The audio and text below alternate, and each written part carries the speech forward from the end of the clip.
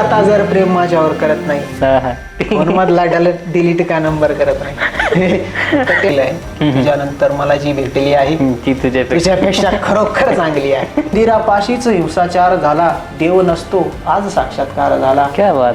कर्जाने दिला शेतासा आम्ही, देश मग टीव्हीत हिरवागार झाला. क्या बात आहे.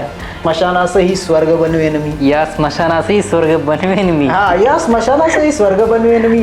बाजूला प्रेयसीची कबर पाहिजे म्हणजे बाबा नाही कधी. हा, चेहरा माझा तमाने झाकला नाही कधी, मी प्रकाशाच्या पिढीचा वारसा सांभाळतो. आपलेपणाचा आधार गाव माझा, तो आपलेपणाचा आधार गाव माझा.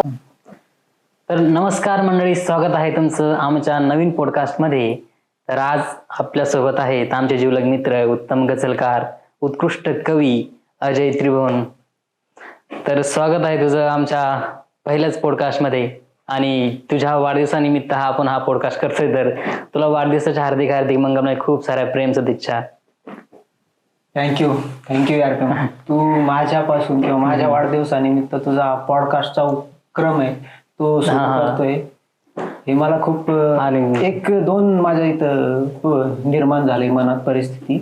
हे तू माझ्यापासून सुरुवात करतोय, ही एक मोठी रिस्कची आणि आनंदाची गोष्ट. आणि आनंदाची गोष्ट आहे की माझ्या मित्राचं असा एक उपक्रम तो माझ्यापासून सुरुवात.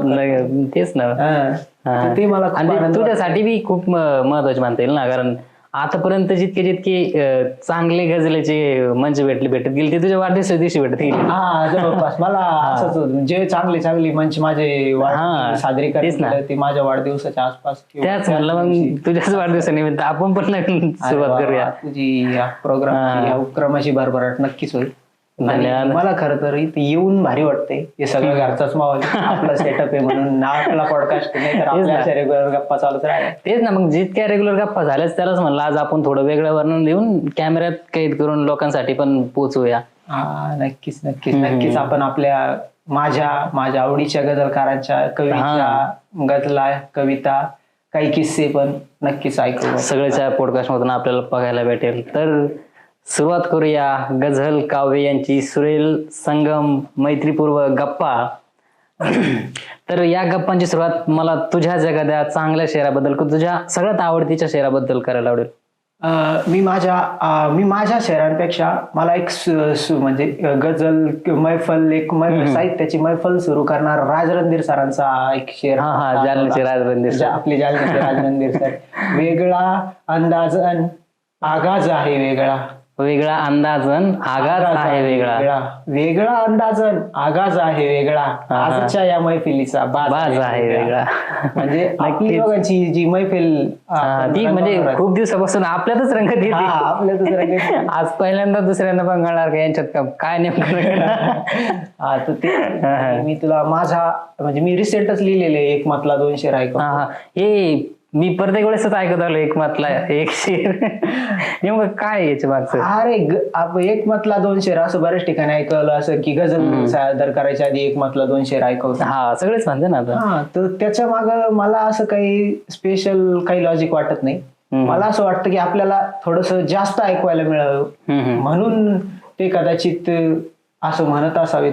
आणि हे ज्येष्ठ गझलकारांपासून नवदीत पर्यंत तीच परंपराच पडली, ते पायंडाच पडलाय. म्हणून गझल ऐकवायच्या आधी एक मतला 2 शेर ऐकवतात. आणि तसं पण आता ऐकवतो. रिसेंटच लिहिलं की बघ कधी डोकावणी तू आत दगडाच्या, बघ कधी डोकावणी तू आत दगडाच्या, बघ कधी डोकावणी तू आत दगडाच्या, वाहतो प्रेमळ झरा हृदयात दगडाच्या. क्या बात आहे. वाहतो प्रेमळ झरा हृदयात दगडाच्या, आणि ती मला म्हणते तुझे काळीज दगडाचे, ती मला म्हणते तुझे काळीज दगडाचे, तीच मग पडली कशी प्रेमात. अरे वा. तीच मग पडली कशी प्रेमात दगडाच्या. आणि हा शेर आहे की फार इच्छा मंदिराचा कळस व्हावे पण, फार इच्छा मंदिराचा कळस व्हावे पण, पायरी होणेच बस नशिबात दगडाच्या. क्या बात आहे. पायरी होणेच बस नशिबात दगडाच्या. म्हणजे असा रिसेंटच मी लिहिलं होतं. हो ना. तर इतकं भारदस दमदार लेखन कसं सुरुवात झालं म्हणण्यापेक्षा काय प्रेरणा राहते ह्या लेखनामागं, काय प्रेरणा तुझी? खरं तर ह्या लेखनामागं प्रेरणा किंवा असं मलाही खरं तर सांगताच येत नाही की मला सुचतं कसं किंवा हे जे सुचलंय ते लोकांना आवडतं कसं. हा तेच ना. असं सांगता येत नाही. बऱ्याच लोकांचं काय राहतं, एक विषय ठरवतात त्यावरच लिहितात. विषय देऊन कविता म्हणजे मी ते जेव्हा स्टार्टिंगला कविता करायचो ना तेव्हा आपण करत तेव्हा आपण स्पर्धा व्हायच्या. मी ते ऑनलाईन स्पर्धामध्ये तेव्हा भाग घ्यायचो. ऑनलाईन स्पर्धा असायच्या काव्य काही पण एक विषय यायचा, चारोळी कविता आपल्या व्हॉट्सअपवरच असायच्या त्या व्हॉट्सअप ग्रुपच्या, आणि त्याच्यावर विषय द्यायला असायचा मग शेतकरी, पाऊस, श्रावण वगैरे. आणि त्या स्पर्धेत मी भाग घ्यायचो. बऱ्याचदा मला त्यात उत्कृष्ट कवी, 1 नंबर असे बरेच प्रमाणपत्र मिळाले. ते अजूनही माझ्या फेसबुकवर पडलेले आहेत. ती अशी सुरुवात खरं तर त्या स्पर्धांपासूनच झाली. शाळेत कशी झाली या गोष्टीची सुरुवात? कविता लिहिण्याची कविता आपण जे ऐकतो ती शाळेपासूनच कविताची आपल्याला गोडी लागते. शाळेत एकदा आपल्या कवी संमेलन आणि तेव्हा तिथं ते कवी आले होते, तेव्हा त्यांनी कविता त्यांची सादर केली. आणि एक होती मुंगी तिने नेसली लुंगी असं काहीतरी, आणि त्यांनी सांगितलं की कविता करणं पण खूप सोपं असतं की यमक जुळवलं म्हणजे कविता झाली. यमक जुळवली म्हणजे झाली कविता. आपल्यालाही वाटलं यमक जुळवली झाली कविता. आणि आपले जगताप सर खूप सुंदर गाऊन कविता सांगायची आपल्याला, त्यांची ती बाप कविता. बाप कविता मला ती अजूनही आठवते की त्यांच्या आवाजात इंद्रजित भालेरावांची कविता, शेतामध्ये माझी खोप तिला बोराटीची झाप, तिथं राबतो कष्ट तो माझा शेतकरी बाप, लेतो अंगावर चिंध्या खातो मिरची भाकर, काडी उसाची पाचट जागा मिळाया साखर. म्हणजे ज्या कवितेतून आपलं बालपणच अपूर्ण होतं. आणि एक सुंदर कविता होती, तुझ्या शेतात राबून माझी सरली हयात, एक बैलावरची कविता, नको करू हेटाळणी आता उतार वयात, बाबुळ झाड नावाची कविता. म्हणजे त्या सरांच्या शिकवलेले तिथूनच या कवितेची विषयी गोडी लागली.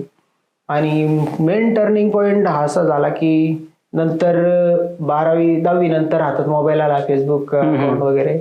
आणि 12वीला असताना मी फेसबुकवर कविता एक डॉक्टर बाबासाहेब आंबेडकरांच्या जयंतीनिमित्त टाकली होती. की त्याचं असं होतं की डॉक्टर बाबासाहेब आंबेडकरांच्या जयंतीनिमित्त जी जयंती पूर्वला मीटिंग बसती, पूर्वनियोजन कशी होतं, काय अध्यक्ष, हे सगळं वास्तविकता त्या विद्रोहीच म्हणतील आता त्याला. तेव्हा मी ती कविता लिहिली होती. ती कविता अशी 4-5 कडवे, त्यात खाली माझं पूर्ण नाव टाकलं होतं, अजय ताराचंद त्रिभुवन, नालेगाव तालुका वैजापूर, जिल्हा औरंगाबाद, आणि खाली मोबाईल नंबर पण टाकला होता. आणि फेसबुकवर ती टाकली होती. आणि फेसबुकवर ती बरीच व्हायरल झाली. म्हणजे ती तर अशी व्हायरल झाली होती का माझ्या नाव काढून ती बऱ्याच ग्रुपवरती पण सगळीकडे, आणि ज्यांच्यापर्यंत ती पोहोचली होती त्या आपल्या समाजातील चांगल्या लोकांनी, भंतेजींनी सुद्धा कॉल करून मला ती म्हणजे प्रोत्साहन दिलं होतं मला. आणि तिथूनच कवितेकडे वळण्याचा टर्निंग पॉईंट झाला. तीच खरी. आणि तेव्हाच आपल्या आयुष्यात आलं पहिला कवी संमेलन किंवा स्नेह, बुद्धभूषण साळवे आणि कैलास दाभडे आपण दोघं गेलो होतो, नाशिकला गेलो होतो बसनं. ते पहिल्यांदा की आपल्याला आता कवी म्हणून मान मिळणार वगैरे. तिथं आपली ओळख झाली मिलिंद दामोदरे दादा. अजूनही ते कॉन्टॅक्ट मध्ये ते पण तिथं आपण सादर केली होती नाही का भीमोत्सव मध्ये. भीमोत्सव म्हणून मोठा कार्यक्रम होता. आणि तिथून आल्यावरती पटरे सरांनी आपलं स्वागत गावात केलं होतं की हे पोर माझे विद्यार्थी जे स्वतःच लिहायला लागले, जे कविता आले वगैरे वगैरे. आणि बस तेव्हापासून असं वाटलं लिहायला सुरुवात झाली असं ना. तर तुझ्यावर सगळ्यात मतलब इतक्या भारी गजला असतात, तर त्या गझलेवर तुला काय वाटतं कोणाचा प्रभाव पडला? खरं तर मी गझल एकदा टीव्हीवर साम टीव्हीवरती कार्यक्रम चालू होता, कवी संमेलन. त्या कवी संमेलनामध्ये आबेद शेख सरांनी गझल सादर केली होती. आबेद शेख सरांनी ते गझल सादर केली. काय गजल होती काय ती? हा ती मला सुगंधी बाग हा, आहे ती सुगंधी तिला बाग माहित आहे नाही, ती तिला माहित नाही, तिच्या सापरी दरवळ जुई जाईतही नाही.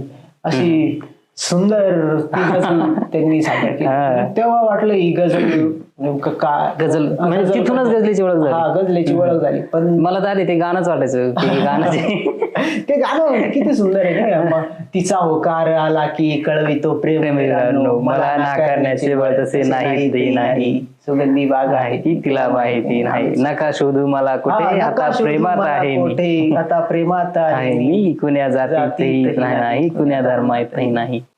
अभिषेक नंतर सतीश दराडे सर असे. हा, सर्वात आधी हा म्हणजे त्यानंतर मग मला कळलं की गझल काय. मी तेव्हा सर्च केलं, मला एक नाव प्रकर्षाने हायलाइट झालं की सतीश दराडे. सतीश दराडे सतीश दराडे सतीश दराडे सरांचं मी अगोदर एकदा गिरीश जोशी म्हणून औरंगाबादचे चांगले उत्कृष्ट कवी गझलकार आहे, त्यांनी एक कार्यक्रम तिथं गझल कार्यशाळा म्हणून आयोजित केली. गझल कार्यशाळेच्या आधी एक गझल मुशायरा आयोजित केला होता. तो मुशायरात सतीश दराडे आले होते. त्या मुशायरात हा, तेव्हा मी नौखा होतो, म्हणजे मी तर गझलेचं तुझं काही असं त्यांना मी तिथं ऐकलं होतं. त्यांच्या तिथं ऐकलं होतं मी त्यांना की सतीश दराडेंच्या एक दोन तुझ्या माझ्या आवडतीचं सगळ्यांचं त्यांचं फेवरेट त्यांची जी सगळ्यांना जी माहित असलेली आहे ना, वारीवरती त्यांनी लिहिलं होतं की विठोबास संपली वारी निघू कारे घरी आता, तुला माहित आहे मी मुलाबाळातून आलो. तर कधी आता मला आठवलं बघ, आता सांगतो मी की कधी विनेतून आलो, कधी टाळातून आलो, कधी विनेतूनही आलो, कधी विनेतून आलो, कधी टाळातून आलो, तुकोबाची व्यथा घेऊन तळागाळातून आलो. वा क्या बात.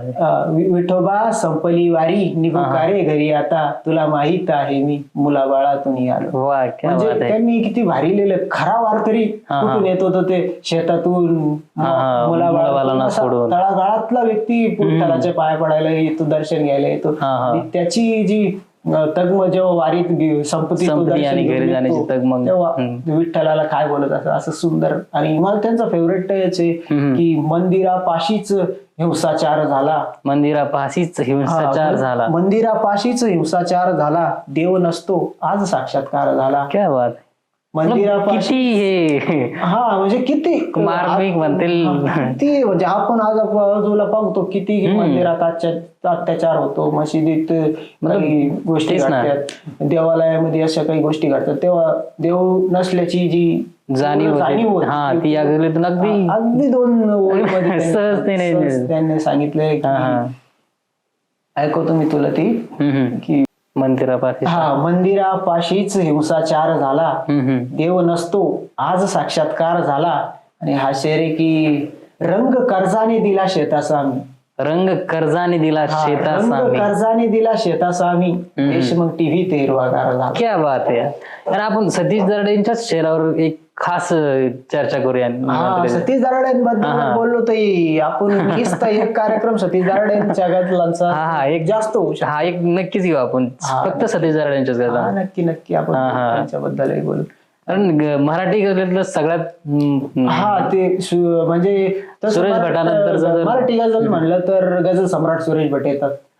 सुरेश भट त्यांच्याशिवाय मराठी गझल अपूर्ण म्हणजे त्यांच्याशिवाय सुरुवातच मराठी गझल त्यांच्यामुळे जाईल ना. त्याच्यामुळेच मग मला सुरेश भटांचे शेर मी ऐकवतो इथं मला जे आवडते, हेही असेच होते, तेही तसेच होते, आपापल्या ठिकाणी सारे तसेच होते, तू भेटलीस तेव्हा मी बोललोच नाही, तू भेटतेस तेव्हा माझे असेच होते, आता उगाळतो मी हा चेहराच माझा, मागे उगाळलेले सारे कोळसेच होते. असं म्हणजे सुरेश भटांचे सगळ्यात फेमस ते रंगुनी रंगात गुंतुनी गुंतात साऱ्या पाय माझा मोकळा, रंगुनी रंगात साऱ्या रंग माझा वेगळा, गुंतुनी गुंतात सारा पाय माझा मोकळा, माणसांच्या मध्यरात्री हिंडणारा सूर्य मी. माणसांच्या मध्यरात्री हिंडणारा सूर्य मी. माणसांच्या मध्यरात्री हिंडणारा सूर्य मी. माझी यासाठी न माझा पेटण्याचा सोहळा. क्या बात आहे यार. म्हणजे सुरेश भट ग्रेट मराठी गझलचे खलिफा त्यांना म्हणतात. हा, गझल सम्राट. गझल सम्राट. त्यांचाच प्रभाव कुठेतरी सतीश दादांच्या गझलवर पण. हा नाही म्हणजे कसं आहे, प्रभावाचा विषय प्रत्येकाची एक वेगवेगळी शैली असते आणि कोणाला असं कोणाचा प्रभाव कोणावर पडलेला कदाचित असं म्हटलेलं आवडतही नाही. ते पण आहे. पण मला जर म्हटलं की तुझ्यावर सतीश दादांचा प्रभाव असेल कदाचित तर मला ते आनंद ती आनंदाची गोष्ट. मला खर तर त्यांच्यासोबत एक किस्सा भारी ना तुझा तो फेसबुक पोस्टचा तिथूनच एका रात्रीत गझलकार झाला. किस्सा मला खर तर सांगायला आवडेल म्हणजे गरजेचंच आहे तो. की मी स्टार्टिंगला सगळ्यात पहिले माझी गझल पोस्ट केली होती. ती गझल मी अगोदर तो शेर सांगा एकदा गझल. हा, मी ती गझल तुला ऐकवतो आधी कारण मला ती पाठ नाही राहत. किती दिवस झाले तुला? 2017-18 आणि टेक्निकल दृष्ट्या बघितलं तर ती गझल थोडीशी, कारण आता मी माझी पहिली सुरुवातच होती ना ती. तेव्हा त्यांनी मी ऐकवतो तुला ती की स्वप्ने बघून रात्री डोळ्यास झोप नाही. स्वप्ने बघून रात्री डोळ्यास झोप नाही. स्वप्नात तूच येते घेते निरोप नाही. क्या बात. स्वप्न. आणि पुढचा शेर असा आहे की तोडून सर्व झाडे पाऊस येत नाही. तोडून सर्व झाडे पाऊस येत नाही. तोडून सर्व झाडे पाऊस येत नाही. ही चूक माणसाची दैवी प्रकोप नाही. क्या बात आहे. आणि हा शेर होता की दंगे घडव कितीही जाती तलाव झगडे. क्या बात आहे. दंगे घडव कितीही जाती तलाव झगडे माणूस की तरी होणार लोप नाही. क्या बात आहे. माणूस की तरी होणार लोप नाही. आणि ठेवू नकोस रे तू आशाच सावलीची. ठेवू नको रे तू आशाच सावली. ठेवू नकोस रे तू आशाच सावलीची. तू लावले कधी दारात रोप नाही. वा, क्या बात आहे. हा शेर त्यात खरं तर एवढा महत्वाचा झाला होता. हा शेर खरंच हा शेर नंतर दास पाटील सरांनी पण आपलं शेअर केला होता त्यांच्या वॉलवर. आणि तो शेर मी ऐकवतो. राजा मुकुट म्हणजे असते जबाबदारी. राजा मुकुट म्हणजे असते जबाबदारी. पहिला शेर. हा नाही, हा पहिला शेर नाही. पहिला म्हणजे गझलेचाच. हा गझलेतला हा फेमस झालेला शेर. फेमस झालेला म्हणजे या किमान या शेरामुळे गझलकार काय म्हणतील. राजा मुकुट म्हणजे असते जबाबदारी. डोक्यात घालण्याचा तो फक्त टोपण आहे. क्या बात आहे. हा म्हणजे हा शेर खर तर मी लिहिला तेव्हा मलाही मी कसा लिहिला ते मला माहित नाही, पण नंतर त्याचं जेव्हा ते विश्लेषण झालं तर पार ते राज्यकर्त्यांपर्यंत नेऊन ठेवलं की त्यांना एक मोठ्या स्वयंघोषित राजांना यांनी समज दिली आहे वगैरे. खरं तर म्हणजे त्या शेर दुसऱ्यांनी एवढ्या लांब नेऊन ठेवलं. मग अगोदर आता मला भेटले कोणी तो शेर मला ऐकवतात की राजा मुकुट म्हणजे असते जबाबदारी डोक्यात घालायचं तो निस्तार. तर ही रचना सतीश दारड यांनी शेअर केली होती आणि तिथं लिहिलं होतं माझ्याबद्दल की पोरग आगजाळे लिहिले. म्हणजे पोरग आगजाळे लिहिले. मला ती त्यांनी म्हणजे माझ्यातला स्पार्क ओळखला होता. हा नाही बरोबर. तर त्यांनी जेव्हा ती पोस्ट टाकली आणि अचानक मला त्या पोस्टवर कमेंट, मला अचानक 300-350 फेसबुकच्या रिक्वेस्ट असेल त्या दिवशी 300-350. आणि मी ज्यांना रिक्वेस्ट पेंडिंग पडलेली माझी रिक्वेस्ट होती त्यांनी स्वतःहून ते धडाधड ऍक्सेप्ट करून मला पुन्हा मेसेज पाठवले. त्याच्यानंतर म्हणजे 2-3 मी गझल पोस्ट केलेल्या होत्या. त्याच्यामुळे ती एक आणि बाकीच्या 2-3 मिळून तसं झालं होतं. आणि एका रात्रीत मग मी गझलकार म्हणून एस्टॅब्लिश झालो असं. काय कोणी तर म्हणजे त्या एका पोस्टनं हा. आणि त्याच्या आधी म्हणजे मला गझल लिहायला खर तर मदत केली होती. सगळ्यात आधी मी गझलचा लिहायला सुरुवात केली ती खरं तर त्याचं श्रेय मी संपूर्ण देईन औरंगाबादचे आपले आता संभाजीनगर आपलं ध्यास गझल समूहाचे संस्थापक असलेले गिरीश दादा. मी त्यांना गिरीश दादा गिरीश जोशी सर त्यांच्या मी जेव्हा संपर्कात आलो तेव्हा त्यांच्या माध्यमातून त्यांनी एक कार्यशाळा आयोजित केली होती त्यांच्या समूहाच्या माध्यमातून. तेव्हा मी ते गझल कसं असतं, गझल एक तंत्रात असते. तंत्र अवगत करावं मला लय सांगित होतं तुझा. हा मी तुला तेव्हा सांगायचो का अरे नागावली कसं असतंय नाही का आम्ही ते ओरडत बसायचो गागा आले गागा गागा गागा आले गागा गागा आपण कुठं इकडे गाल गाल गाल गा तेच चालू राहायचं. ते लगे एखादं वाक्य टाकायचो मग सांगायचो अरे हे वृत्तात आहे बरं का. हा मी काय म्हणलो हा तू ये बोल ना हे आमच्या ग्रुप दर का तेच ना. गाल गाल गा गालाल गाल गा ते करायचं मग ते त्याचं वृत्त असतं एक स्ट्रक्चर मध्ये काफी असतो आणि ते अवगत करावं लागतं मग ते शिकावं लागतं. असं म्हटलं जातं की कविता गझल या प्रकारे हा शिकून येत नाही उपजत कला असावी लागते.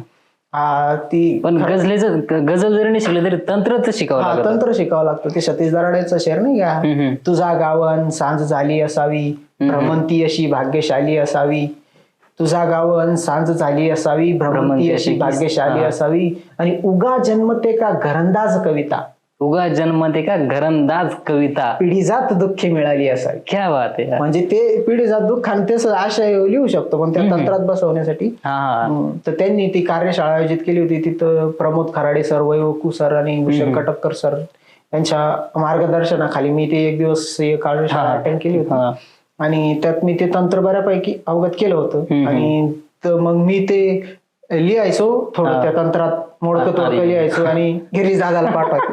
मी त्यांना म्हणजे खूप परेशान केलंय या बाबतीत. हा दादा हे बघा हे लिहिलंय मग ते मला सांगायचे हे असं आहे हे असं या स्ट्रक्चर मध्ये हा शब्द पाहिजे नाही इथं या शब्दाच्या मात्रा जास्त होत आहे असा शब्द वगळायचा असतो वगैरे कोणता असं म्हणजे त्यांच्या मार्गदर्शनाखालीच मी शिकलो गझल. आणि त्यांनीच जवळपास पहिलं स्टेज पहिलं स्टेज दिलंय मला. म्हणजे माझं जे मी त्यांना गझलेचा प्रवास सुरुवात त्यांच्यापासून झाली त्याच्यामुळे आणि मला ते पण उत्कृष्ट कवी गझलकार त्यांचं काव्य कस्तुरी संग्रह पण प्रकाशित एक आणि त्यांच्या काव्य कस्तुरीची बी एक वेगळी स्टोरी. त्यांची ते हे भारी छान आहे त्यांचं ते दोघं जण नवरा बायको आपले कवी गझलकार.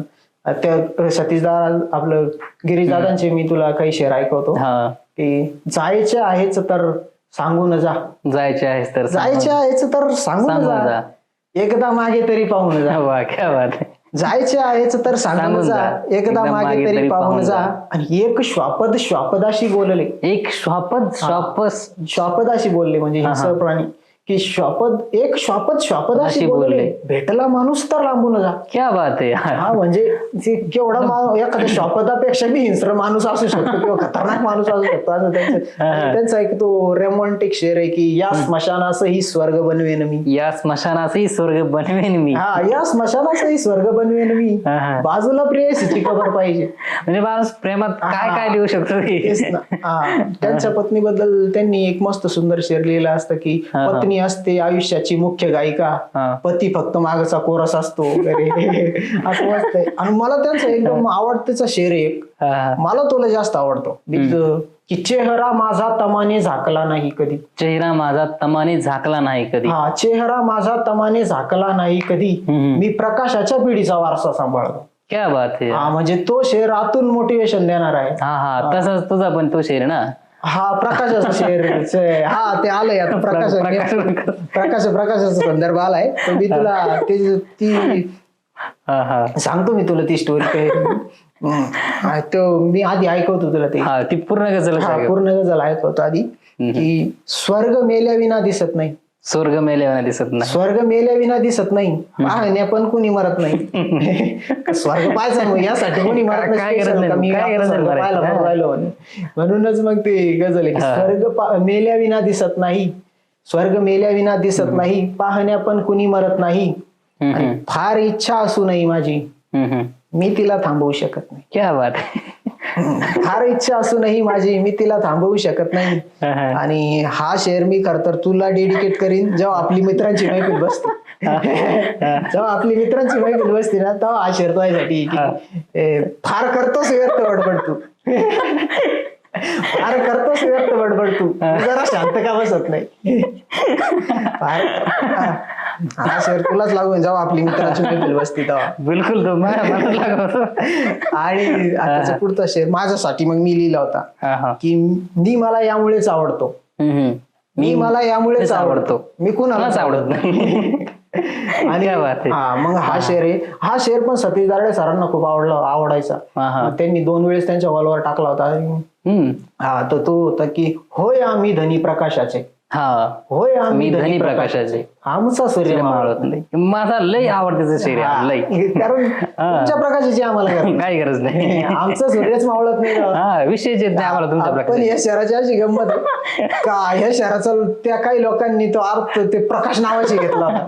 ते खानदेशातले कुठं जळगावचे एक काही पॉलिटिकल माणूस होते नेता, त्यांच्या प्रचाराला ते वापरलं होतं की बॅनरवरती लिहून हो फेसबुक पोस्ट वगैरे करून होय आम्ही धनी प्रकाशाचे, आमचा सूर्य मावळत नाही. बरं ठीक आहे म्हटलं, चांगली गोष्ट आहे. तेव्हा मी ते स्क्रीनशॉट वगैरे काढून ठेवला होता त्याचा. तेच ना. तसंच तुला गझलेचं सगळ्यात मोठं स्टेज किंवा आतापर्यंत जे स्टेज भेटत गेले ते सगळे बर्थडेच्या नंतर किंवा बर्थडेच्या याच्यातच भेटत गेले ना. हा म्हणजे मी बर्थडेच्या आसपास कार्यक्रमालाच असायचं समजा. ऑक्टोबर महिन्यात 12-13च्या म्हणजे त्याच्यामुळे आपल्या सोबतचा एक बी बर्थडे सेलिब्रेट नाही. त्यामुळे तुम्ही माझे बर्थडे सेलिब्रेट करू शकतो. अरे कुठे आहे, पुण्याला आहे, अरे कुठे आहे, सोलापूरला आहे, अरे इकडे कार्याला कार्यक्रम आहे, मलाच माहित राहतो कार्यक्रम आहे. तेच ना. तर तसा 2022चा बर्थडेचा कार्यक्रम कोल्हापूरचा तो त्याच्याविषयी काय सांग. त्याच्या आधी मी तुला माझा पहिला स्टेज परफॉर्मन्स सांगतो. गझल रंग. गझल रंगच्या आधीचा म्हणजे ध्यास गझल समूह, साहित्य समूह. म्हणजे कारण प्रत्येकाची एक इच्छा असते ना, बॅनरवरती नाव निमंत्रित गझलकार. त्याच्याविषयी एक आपण ते राहूनच गेलं ना आपलं. त्याच्या आधी आपण संमेलनाला जायचो. नेमकं तो मुद्दा महत्वाचा आहे का बा हे सगळे गझल लिहायचा का बरं लिहायला वाटलं की गझल लिहिली पाहिजे. तर तुला मी तो किस्सा सांगतो, तो फारच इंटरेस्टिंग मस्त आहे.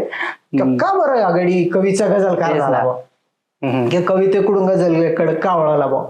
तर आपण ते राज्यस्तरीय साहित्य संमेलन वगैरे तिथं करायचो, जायचो स्टार्टिंगला आपल्या कविता ऐकवायला.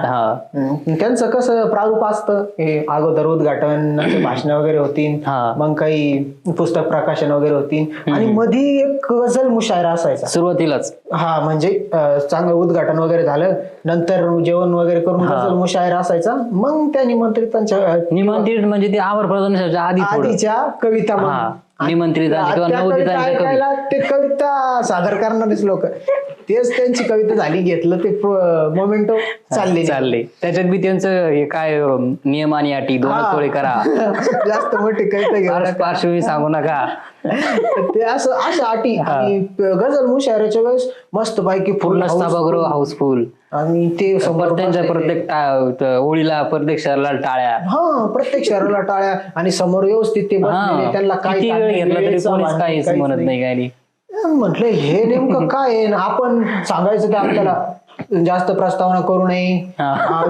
लांबण राहू नये, 6 ओळीची कविता असावी, 10 ओळीची कविता असावी, 4 ओळी सांगा. मग मला ते नेमकं वाटलं आपण का गझल काय व्हायचं नाही. हे लोक येतात मस्त टाळ्या घेऊन निघून जातात, ते कविता ऐकायला थांबतही नाही. म्हणजे बऱ्यापैकी लोक त्यातले नाही थांबत, बऱ्यापैकी काय थांबतच नाही. तेच ना, जे मतलब म्हणजे जे सांगायला येईल कविता तेच थांबतील, त्यांची कविता झाली ते पण येऊ जातील, ते बी दुसऱ्याची कविता ऐकायला थांबत नाही. तेच ना, मग म्हणूनच तर मग म्हटलं आपण गझल करावं, आपण मस्त पैकी बसायचं, सगळ्यांनी आपल्याला टाळ्या करायला वाचवायच्या, म्हणून ते गझलेकडे जास्त अट्रॅक्ट झालो. आणि त्यात मग गिरीश दादा होते सोबत, ते गझलकार होते आणि मग ते आणि माझं लिखाण त्याला आवडायचं, त्यामुळे कविताचं लिखाण असं होतं, त्यामुळेच मग ते. तर मग मी तुला ते सांगतो पहिला स्टेज मला ध्यास गझल साहित्य संमेलनाचं पहिलंच राज्यस्तरीय गझल संमेलन घेतलं होतं ते संभाजीनगरला 2017 का 18 मध्ये. 2018 12 ऑगस्ट 2018ला. तिथं मस्त आणि मोठमोठे स्टेजवर मोठमोठे गझलकार होते, ज्येष्ठ गझलकार मसूद पटेल सर, भूषण कटककर सर, वैभव प्रमोद खराडे सर, रमेश टोंबरे सर, आत्तम गेंदे सर, म्हणजे मोठे. आणि त्यांच्या समोर मी बसलेलो, म्हणजे 2 मुशायरे होते. एका याच्यात मी तरुण म्हणून होतो आणि दुसऱ्या मुशायऱ्यामध्ये माझा मित्र पुरुषोत्तम चंद्रत्रे, तो बी नवीनच लिहायला सुरुवात करत. त्याचा एक शेर मला आता इथं आठवतो की एक किनारा ओस पडलेला तू किनारा ओस पडलेला हा. एकमेकांसारखे आपण. क्या बात आहे. हा. तू किनारा ओस पडलेला किनारा ओस पडलेला एकमेकांसारखे आपण. असं मस्त भारी लिहायचं तो. हा. तर असे आम्ही 2 तरुण तिथं होतो. नवोदित गझलकार. हा नवोदितच हा. पहिल्यांदा आपल्याला निमंत्रित गझलकार म्हणून संधी मिळाली होती तिथं. तर मला तिथं मी ती एक गझल ऐकवली होती ती मी तुला इथं ऐकतो आपण बोलू त्याबद्दल. कारण माझं असं आहे मला माझ्याच गजला पाठवत नाही आणि मी बाकीच्यांच्या सगळ्यांच्या पाठ करत बसतो.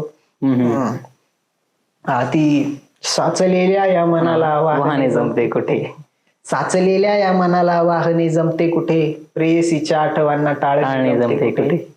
साचलेल्या या मनाला वाहने जमते कुठे, प्रेयसीच्या आठवणींना टाळणे जमते कुठे. वेगळ्या झाल्यात वाटा यार हो माझ्या तिच्या, वेगळ्या झाल्यात वाटा यार हो माझ्या तिच्या, भेटतो पण सोबतीने चालणे जमते कुठे, भेटतो पण सोबतीने चालणे जमते कुठे. सावली देण्यात केला भेद झाडाने कधी, सावली देण्यात केला भेद झाडाने कधी, सावली देण्यात केला भेद झाडाने कधी. सावली हा धर्म त्याला सोडणे जमते कुठे. क्या बात आहे. आणि अंगणाला दोष देऊ आणि होऊ मोकळे, अंगणाला दोष देऊ आणि होऊ मोकळे. तसं आपण आपल्याला जमत नाही ते दुसऱ्यावर ढकलून मोकळं होतो. तर त्याच वरती आशय रे की अंगणाला दोष देऊ आणि हो मोकळे. आपल्याला तर तसे नाचणे जमते कुठे.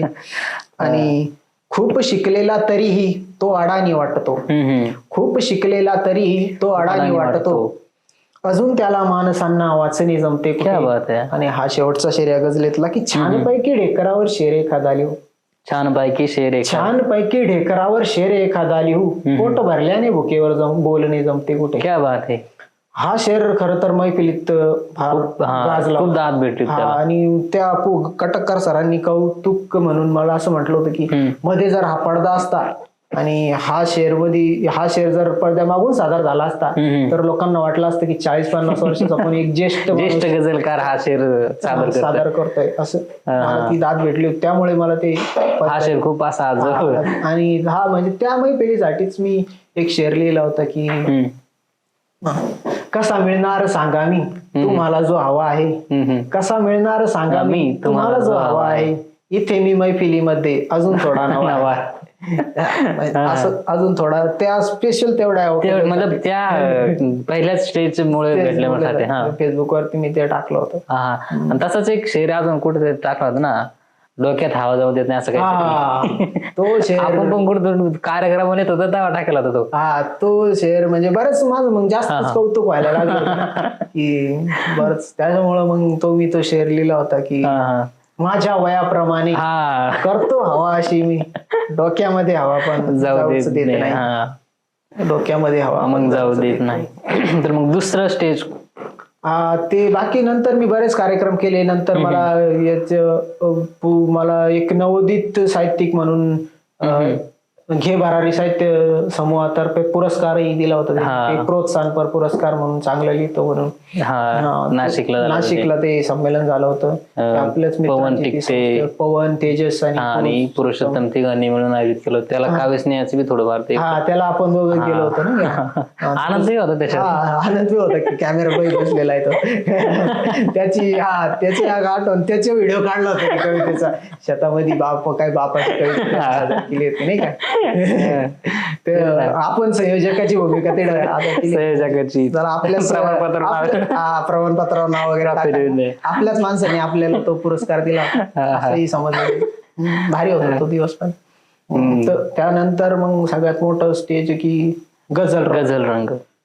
कारण ते प्रत्येक गझलकाराला वाटायचं की ह्या मंचावरती आपण जाऊ, त्यासाठी ती ज्येष्ठ वयापर्यंत गेले. बरेच लोक वयापर्यंत जातात तेव्हा तिथं पोहोचतात. आणि त्याचे गझल त्या समूहाचे किंवा त्या याचे सगळे संस्थापक सगळं आपले सुरेश कुमार वैराळकरांना, जे की नवीन गझलकारांसाठी खूप प्रोत्साहन देतात, त्यांना मदत करतात, स्टेज देतात. म्हणजे खरं तर त्यांचं खूप मोठं योगदान आहे. आणि त्यांचं महत्वाचं म्हणजे ते सुरेश भटांसोबत त्यांनी काम केलंय. सुरेश भटांसोबत त्यांनी काम केलंय कितीतरी दिवस, म्हणजे बरेच दिवस ते सुरेश भटांचा सहवास त्यांना लाभलेला आहे. आणि त्यांनी अण्णांची आपल्या पाठीवरती थाप पडणंही खूप मोठी गोष्ट, आनंदाची गोष्ट, आनंदाची गोष्ट मानली जाते. तर त्यांच्या त्या ते मी तिथं म्हणजे कोण कोण कोण होते तेव्हा मोठे मोठे गझलकार तिथं? मला आठवतं की मला एक मैत्रीण होती, तिनं जे सतीश आपले वैभव जोशी कवी गीतकार आहे, त्यांचं काल कोणता तरी शेअर सांगितलं तू आईचा. ठेव काढून तुझ्यातील देव आई, जेवले आहे सगळे जेव आई. त्यांचं म्हणजे मला अगोदर त्यांचे सगळ्यात ते आवडले होतं की किती बोलतो आपण दोघे तरी बोलणे राहून जाते, तुझ्यानी माझ्या या नात्याचे नाव सांगणे राहून जाते, अशी कशी ही ओळख जातील अनोळखी पण संपत नाही, तुला गुणगुणताना तुला ऐकणे राहून जाते. तुला गुणगुणत असताना तुला ऐकणे राहून जाते. वैभव जोशी सरांची ती फार आवडायची मला, कारण तेव्हा मी एक चॅटिंग करायचो फक्त. त्यामुळे तेव्हा याच मॅच होऊन जायचं आणि त्यांचे ते मस्त एक होकार दे फार काही नको, फार काही नको, फक्त नाही नको. आणि त्यांना अण्णांनी जेव्हा स्टेजवर बोलवलं ते माझ्या सोबत बसले, मी खूप खुश झालो होतो. ते फोटो तसा एकदम हसरा आलेला, लाल शर्ट वगैरे घालून मस्त. आणि खर तर आणखी एक मला माझे आवडते गझलकार म्हणजे तर वैभव देशमुख सर. वैभव देशमुख ते पण त्या मंचावर होते. त्यांचा एक मी तुला शेर ऐकवतो की कोण मला बळ पुरवत आहे, मी खडकातून उगवत आहे. क्या बात आहे. कोण मला बळ पुरवत आहे, मी खडकातून उगवत आहे, तुझेच घरटे गळके नाही, तुझेच घरटे गळके नाही, ताजमहल ही टिकत आहे. क्या बात आहे. म्हणजे एवढं गहन आणि एवढं सुंदर लिखाण आहे त्यांचं. आता ते नागराज मंजुळे यांचं घर बंदूक बिर्याणी वगैरे त्या चित्रपटात नाळ 2 मध्ये त्यांनी गीत लिहिली. आता ते मोठे दिग्गज गीतकार झाले आहेत कारण त्यांना अवॉर्ड वगैरे भेटले. त्यांच्यासोबत त्यांच्यासोबतचे मग आपले फोटो बघतो ना फोटो त्यांच्यासोबतचे, ते भारी वाटतं मग. तर ते पण होते तिथं म्हणजे. आणि तिथं मी एक गझल सादर केली होती, धिंगाणा नाव. खरंच लय एकदम ओळख दिली मग धिंगाणा. ती गझल मी तुला ऐकवतो. महाराष्ट्रात आता मग मला ते आता ओळख धिंगाणा, खरं तुझी गझल ती धिंगाणा. अरे धिंगाणा बऱ्याच दिवसानंतर ऐकली, ती आता ऐकलीच नाही, तू तीच ऐकव. म्हणजे मला तरी वाटतं जर मैफिलीत सादर केली तर मित्रवलयामध्ये सारखं त्याला कसं प्रतिसाद देतो तसं त्या धिंगाणालाही. धिंगाणाचा मी प्रतिसाद ऐकवण्याआधी तुला एक सांगतो की आपल्या नाशिकला एक अखिल भारतीय मराठी साहित्य संमेलनाचा संमेलन झालं होतं. मग तिथं एक गझल कट्टा स्पेशल गझलेसाठी समर्पित म्हणून एक गझल कट्टा होता आणि त्यात एक मुशायरा तरुणांचा ठेवला होता. ते गझलकार नाशिकचे संजय गोरडे सर, त्यांच्याकडे ते संयोजन वगैरे होतं. तर तिथं मी ते सतीश दारडे माझ्या समोर बसले होते. मग ते तसं मी त्यांना ऐकवलं, बऱ्याच भेटलो फोनवर पण त्या एवढा माहोल. आणि ते मी ऐकवलं होतं की ती ऐकवतो मी तुला की मग आपण बोलूच त्याच्यावर पुन्हा. त्याच्या आधी एक म्हटलं 2 शेर ऐकवतो. इर्षाद.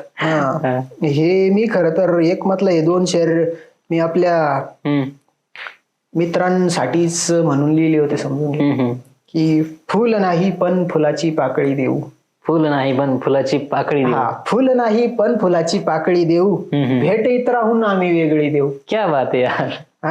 फुल नाही पण फुलाची पाकळी देऊ, भेट इतराहून आम्ही वेगळी देऊ. आणि हे जीवलग मित्रासाठी की जीव ओवाळून टाकू यार तुमच्यावर. क्या बात आहे. जीव ओवाळून टाकू यार तुमच्यावर, वेळ आल्यावर स्वतःचाही बळी देऊ. क्या बात आहे. वेळ आल्यावर स्वतःचाही बळी देऊ आणि देऊनी सर्वस्व टाकू ओंजळी मधले, देऊनी सर्वस्व टाकू ओंजळी मधले. देऊनी सर्वस्व टाकू ओंजळी मधले, शेवटी उरल्या रिकाम्या ओंजळी देऊ.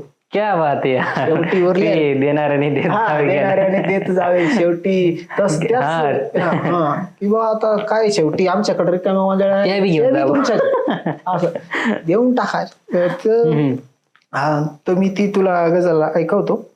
खर तर त्या गझलेनच म्हणजे आता मला त्याच गझलचं म्हणजे बऱ्याच कार्यक्रमामध्ये फरमाईशच होती, म्हणजे तू ती धिंगाणा सादर कर, मला बाकीचं नवीन काहीतरी ऐकवायचं राहतं तरी ते पण ऐकवतो मी.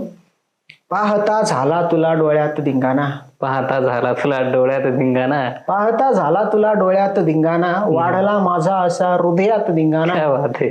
आणि अप्सरा तू सुंदरी तू एवढे नक्की, हा. अप्सरा तू सुंदरी तू एवढे नक्की, पाहुणी होईल तुला स्वर्गात धिंगाणा. क्या बात आहे. तिला तिचा शेरा लिहिला होता मी म्हणजे तिला बघून लिहिलं होतं. अप्सरा तू सुंदरी तू एवढे नक्की, पाहुणी होईल तुला स्वर्गात धिंगाणा. आणि हा शेर वर्गातल्या लेडीज मॉनिटरवर हा शेर खर तर खूप व्हायरल झाला होता. नाव हाताने तिच्या यावे फळ्यावरती, नाव हाताने तिच्या यावे फळ्यावर. हा, नाव हाताने तिच्या यावे फळ्यावरती, ह्याच्यासाठी व्हायचा वर्गात धिंगाणा. आपल्या वर्गात धिंगाणा मम्मी कोण नाव लिहितो. अरे माझं नाव कधी लिहिलंच नाही रे त्या पोरीनं. आपण धिंगाणा घालून ना वर्गात. आपण जरा आणि ती पोर कसं आहे हुशार पोर यांचं काय लावलं. त्यांनी कदाचित आपलं नाव लिहिलं नाही. हा कदाचित त्याच्यामुळे नसेल लिहिलं जात. ती एक खंतर लावली व्हायला पाहिजे होती. नाव लिहिलं असतं ती ना, तर मग मी तिला डेडिकेट केलं असतं ना. असे डायरेक्ट नाव घेऊन म्हटलं असतं. जाऊ दे. पण पुढचं आहे की वाढली गावात साऱ्या आमची चर्चा, वाढली गावात साऱ्या आमची चर्चा, एवढा केला तिच्या नावात नादात धिंगाणा. पण आपण काय गावात कधी धिंगाणा केला नाही. वाटतो जितका जगाला शांत बाहेरून, वाटतो जितका जगाला शांत बाहेरून, एवढा आहेच माझ्या आत. आता तुम्हाला चांगलंच माहिती आमच्या पण काही लपून का तेच ना. तेवढा आहेच माझ्या आत धिंगाणा. आणि सोडून दुनियेस मी येईल तुझ्या दारी, सोडून दुनियेस मी येईल तुझ्या दारी, रे यमा होईल तुझ्या दारात धिंगाणा. क्या बात. रे यमा होईल तुझ्या दारात धिंगाणा. सगळ्या मित्रांना समर्पित. म्हणजे ह्या गझलेनं आता मला म्हणजे बऱ्याच ठिकाणी फरमाईश होती ती. ही गझल मग तेव्हा सादर केली होती नाशिकला. तर त्या संयोजकांनी मला ते संपल्या ते उर्दू गझलकारांसारखं नाही का, उर्दू शहरात घडतं ते पुष्पगुच्छ आणून तुमचं स्वागत केलं जातं. हा, तसं स्वागत त्यांनी माझं केलं होतं. अरे वा, भारी वाटलं होतं मला ते. आणि हा नंतर मग तो कार्यक्रम सुटल्यावर नुसत्या सेल्फी नंबर वगैरे. हा भारी सेल्फी. त्याच्यानंतरचा हा मग 2022चा काव्यांगण राजर्षी छत्रपती राजर्षी शाहू महाराजांच्या नगरीत तिथले ते विश्वासदार पहिलंच वेळ होती त्यांची. रोहित शेंगे दादा यांनी ते पहिल्याच वर्षी काव्यांगण सुरू केलं होतं. आणि ती जसं आपलं 2-3 वर्षे ते आपल्या काव्यधारासारखं. आता त्यांचे 3-4 वर्ष असेल होते. तर त्यांच्या त्या पहिल्याच कार्यक्रमाला आम्ही गेलो होतो आणि सोबत होते महाराष्ट्राचे अत्यंत लाडके कवी आम्ही आपण सर म्हणायचो. अगोदर भेट झालेली मित्र वनव्यामध्ये गारव्यासारखा त्यांच्यासोबत बसून दादा आपले आनंद दादा सर ते सोबत होते. असं म्हणजे भारी वाटत होतं एकदम. मी मुद्दाम त्यांच्या शेजारी जाऊन बसलो.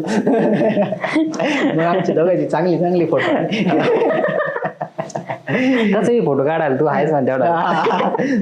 म्हणत नाही फोटो काढ, फक्त पुढे जाऊन गपचे पण काढावंच लागत. आणि त्यानंतर मग मी ते लोक ऐकायचे ना त्यांचं मित्र वनव्यामध्ये गारव्या सारेखा वगैरे. ते मुलं औरंगाबादला असताना आपले ऐकायचे. मी दाखवायचो, अरे आम्ही दोघं सोबत स्टेजवर हे फोटो दाखवायचे त्यांना की आनंद दादा. नेटकूच व्हायरल झाले तेव्हा ते नेटकूच व्हायरल झाले होते.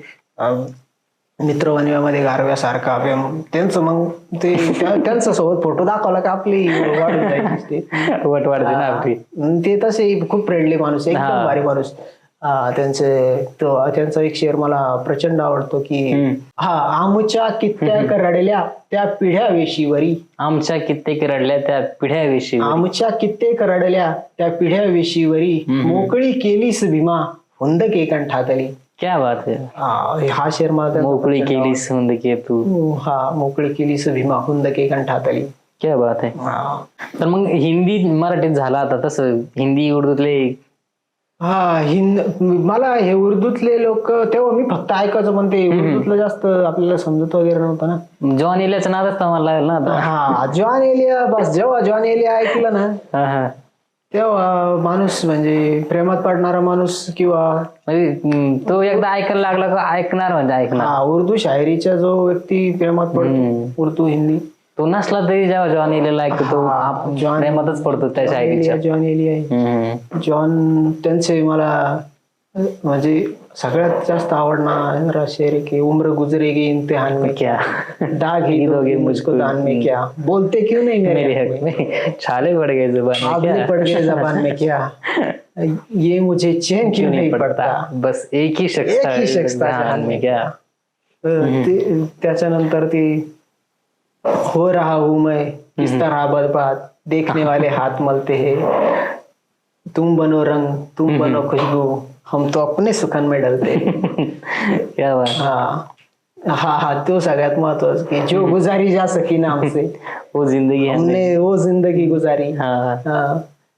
त्यांचे तुम्ही ऐकवायला लागलो तर ऐकून तसं आपण जॉन एलियाचे बी शायरीवर स्पेशल करू. हा ते आपली त्यांच्याबद्दल मी बराच रिसर्च केला आहे. हा ना. म्हणजे आता ते एक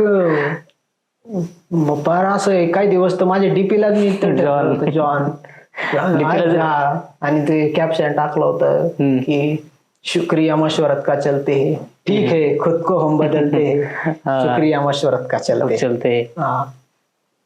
तर ह्या गझलेच्या प्रवासात तुला अजून भरपूर मित्र भेटले असेल गझल संदर्भातच. त्यांच्याविषयी मला असं त्यांच्याविषयी सांगण्यापेक्षा मी ना त्यांच्या शहरानुसार त्यांच्या शहरातूनच त्यांना हे देऊ त्यांची ओळख नाही करू शकतो. मला सगळ्यात जास्त म्हणजे जवळचा मित्र होता गझलकार म्हणून पुरुषोत्तम चांदात्रे, त्याच्यानंतर येवल्याचा महेश जाधव दोघाला पण भेटलो. हा आपण बऱ्याच संमेलनात वगैरे सोबत तो तर माझ्यासोबत राहायचा महेश दादा म्हणून. तो माझ्या रूम वर यायचा हॉस्टेलला असताना, प्रोग्राम वगैरे असताना.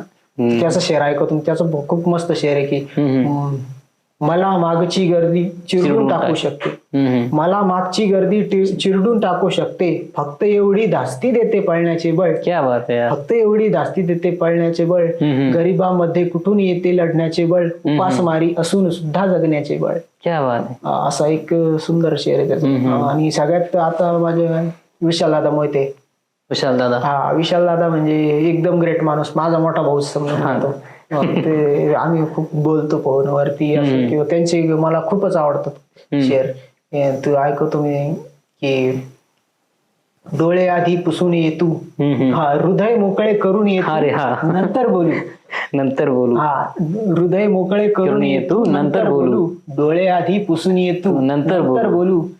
किती सहज हे बोलतेस की पळून जाऊ, किती सहज हे बोलतेस की पळून जाऊ, किती सहज हे बोलतेस की पळून जाऊ, पुन्हा एकदा घरून ये तू नंतर बोलू. त्यांचं शेर म्हणजे आता हे एकदम परिस्थितीला लागू एकदम भारी ते लिहितात.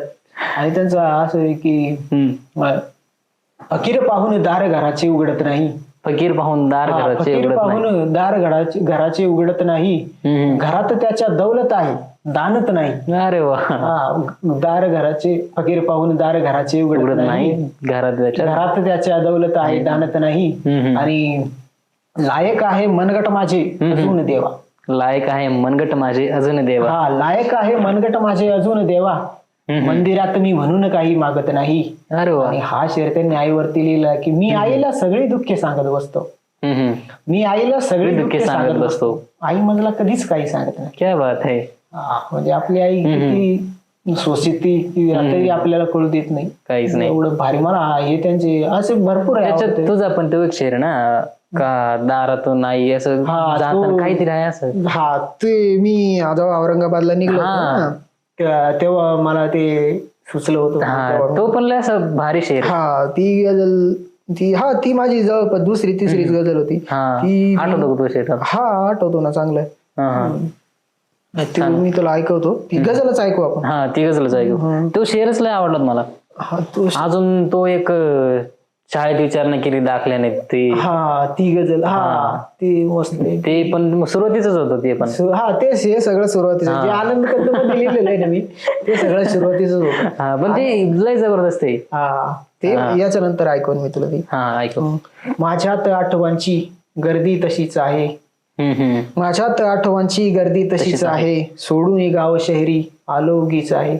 क्या बात आहे. आपलं गाव सोडून औरंगाबादला गेलो होतो. पहिलीच वेळ आपली ती. हा शिक्षणाला, तेव्हा ते लिहिलं होतं की माझ्यात आठवणची गर्दी तशीच आहे, सोडून गाव शहरी आलो उगीच आहे, दारामधून आई देते निरोप माझला. हा दारामधून आई देते निरोप दारामधून मजला. आई देते निरोप माझला, डोळ्यात आज प्रतिमा आई तुझ्याच आहे. क्या बात आहे. म्हणजे तिथं फक्त आईचं जे दारातून मम्मी दिसायची कसा म्हणून जाईल रे तुझा फोन कर, ते प्रतिमा. आणि मग ती आईची स्थिती कशी असेल ते मांडलं होतं की सोडून आज घरटे ती पाखरे उडाली, सोडून आज घरटे ती पाखरे उडाली, करते विचार चिमणी काय एकटीच आहे. क्या बात आहे. करते विचार चिमणी काय एकटीच आहे, आणि झुरतो तिला बघून बोलायचीच भीती. झुरतो तिला बघून. आता कस काय बोलावं असं नाही का, कसं तेव्हा आपण एवढी डेअरिंग तेव्हा नसतेच माणसं की झुरतो तिला बघून बोलायचीच भीती, मीही असाच आहे तीही तशीच आहे. मी सांगत नाही ती याच्यावरच त्यावरच तो शरीर झुरतो तिला बघून बोलायचीच भीती, मीही असाच आहे ती तशीच आहे. आणि तो आपलेपणाचा आधार गाव माझा, तो आपलेपणाचा आधार गाव माझा, तो आपलेपणाचा आधार गाव माझा, शहरात वाटतो मी बेवारशीच आहे. क्या बात आहे. शहरात वाटतो मी बेवारशीच आहे. तो आताच तो मागचा शेर काय होता तो, ती बोलत नाही. तर या माध्यमातून काही प्रेमाबद्दल भाई, प्रेमाबद्दलच कसं काही सांगशील का आता बाबा. हा म्हणजे असं म्हणतात जर कोणाला काही सांगायचं असेल, नाही असं म्हणतात की लिहायला लागलं प्रेमातच पडावं लागतं वगैरे. शाळेत असताना काय स्टार्टिंगला जेव्हा लिहिलं होतं तेव्हा काय प्रेमात वगैरे नव्हतं पडलं, उगं काही पण लिहिलेलं होतं. त्याच्यामुळे प्रेमाचं प्रेमापेक्षा विरा त्याच्यात माणूस जास्त लिहितो. हा एखादा माणूस प्रेमात आनंदी राहील तो लिहिणार नाही, पण जेव्हा त्याला सोडून जाईन कदाचित तेव्हा तो लिहिन. आणि मी पण असंच ते विरावरती म्हणजे शेर लिहिलं होतं, प्रेमापेक्षा विरावरती की तुझ्यावर प्रेम नाही बोललो खोटेच मी, मनावर ठेवले माझ्या पुन्हा ओझेच मी, तुझ्यावर प्रेम नाही बोललो खोटेच मी, तुझ्यावर प्रेम नाही बोललो खोटेच मी, मनावर ठेवले माझ्या पुन्हा ओझेच मी. आणि कुणाला फायदा झाला कधी प्रेमामध्ये, कुणाला फायदा झाला कधी प्रेमामध्ये, तुझ्यासाठी हसत स्वीकारले तोटेच मी, तुझ्यासाठी हसत स्वीकारले तोटेच मी. आणि गझल लिहिली तुझ्यावर, गझल लिहिली तुझ्यावर फेकली फाडून ती, गझल लिहिली तुझ्यावर फेकली फाडून ती, मनाचे पान मग राहू दिले कोरेच. क्या बात. मनाचे पान मग मनाचे पान कोरं राहू दिलं. मनाचं पान तसं काय कोरं ऍक्च्युली राहतच नाही. सिस्टेन्स लिहितंय म्हणजे खोटरं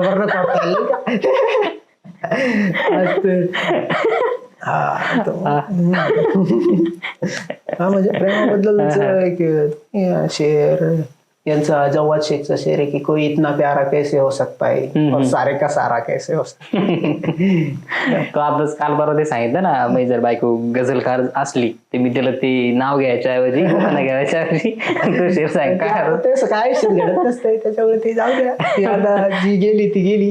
तिला सांगेन फक्त मी एवढं 2 ओळी. तुझ्या नंतर मला जी भेटली आहे, तुझ्या नंतर मला जी भेटली आहे तुझ्यापेक्षा खरोखर चांगली आहे. पॉइंट टू बी नोटेड मला. तू घे काय समजून घे. ते असं पण एक म्हणजे का बरं ती असं काय गोष्टी घडत्या माहिती का, की राखतो अंतर तुझ्यापासून मी, राखतो अंतर तुझ्यापासून मी, सावली आहेस तू अनवून मी. क्या बात आहे. बोलले डोळे असे काही तुझे, बोलले डोळे असे काही तुझे, घ्यायचे ते घेतले समजून मी. क्या बात आहे. त्याच्यामुळे अजून तो एक शेर होता ना की गझलेत नाव घेतलं ती कुठे सादर केलं असं काय. अच्छा हा मग ते विचारत ना, लोक विचारतात ना का बा तुम्ही कोण आहे ती अशी व्यक्ती आहे का कोणती मुलगी असं डायरेक्टच बोलतो डायरेक्ट मुलगी तिच्या मुळीत कलियुग लिहितात वगैरे. ती त्या तो शेर नाही तुला ऐकवत त्याच्यात तिचं म्हटलं असा होता की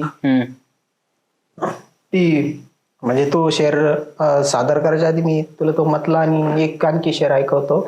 एक मधला 2 शेर. एक मतला 2 शेर ऐकवतो. ती आता जर प्रेम माझ्यावर करत नाही फोन मधला डिलीट का नंबर करत नाही. स्टेटस पाहिजे काम करतो